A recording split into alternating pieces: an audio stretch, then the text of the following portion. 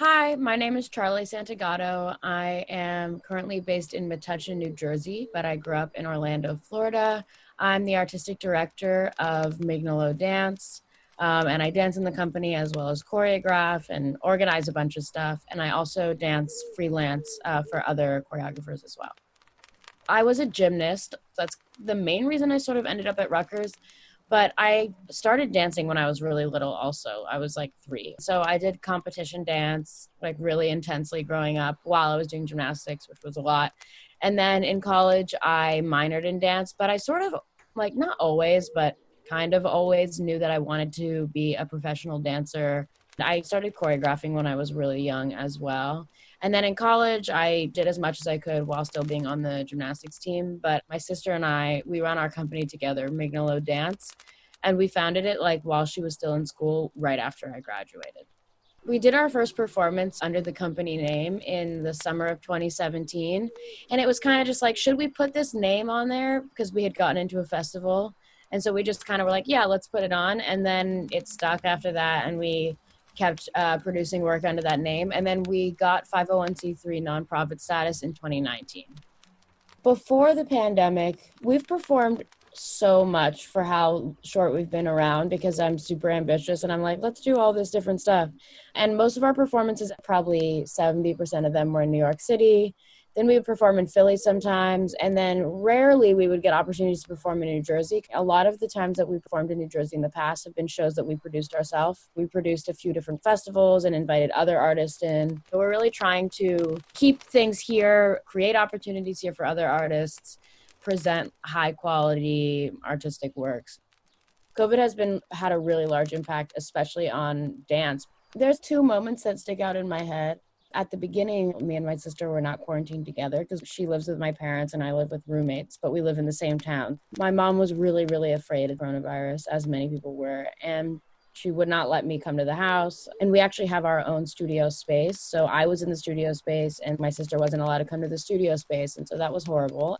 And then we got invited to this virtual performance that was for live stream. And the only dance that we had prepared, really, because we were set to perform it multiple times before everything got postponed or canceled, was this duet called Conjoined, where we wear one giant skirt and we're like conjoined twins. We did it. I felt sad, but I also felt like creatively stifled because she's my creative partner and that I got the studio space and she didn't. So that was like kind of a stressful time period. And dance, I mean, you are in the room with like another body. And if you're not, then you're kind of missing the whole thing, right? The whole thing is about this sort of physical connection. And so luckily, my sister and I joined each other's bubble and started creating work together for video. I've created with collaborators 2 dance films since the quarantine conditions started. And the one that I created with my sister has shown at like a lot of places virtually. The other time is the weekend that our show was supposed to happen at Jersey City Theater Center. They were producing us. And then, obviously no shows were happening in May.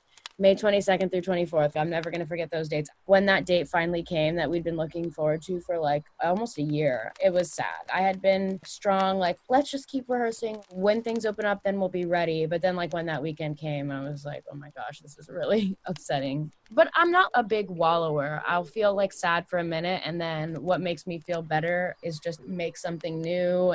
Either find an opportunity because they're out there, or if you don't find one, then create one. And so I think that's kind of what I've been doing the whole pandemic in order to not sort of like get into a hole of sadness that's very hard to exit.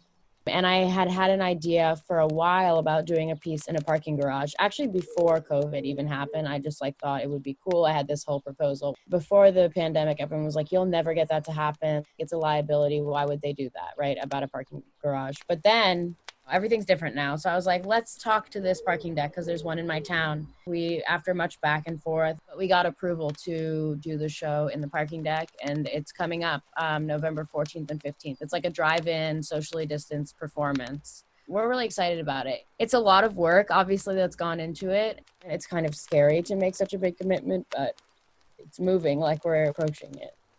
A lot of my choreographic work is based on this idea of translation. So I'll take a different art and then I'll try to exactly make it into a dance. There's a lot that goes into that. I've written like theoretical papers on it. I've done a lot of different pieces that are based on this idea of translation. And the most recent version of that is translating language into movement, like spoken language or written language.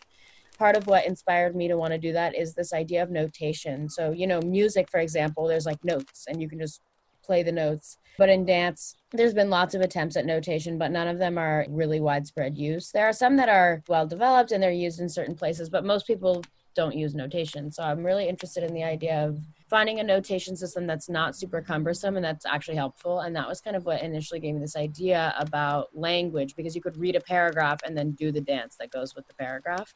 So one really big project that I have going on that's probably going to last like my whole life because it's that big of a project is creating basically a dictionary and an entire language, which is called Move English. The E in move is also the E in English.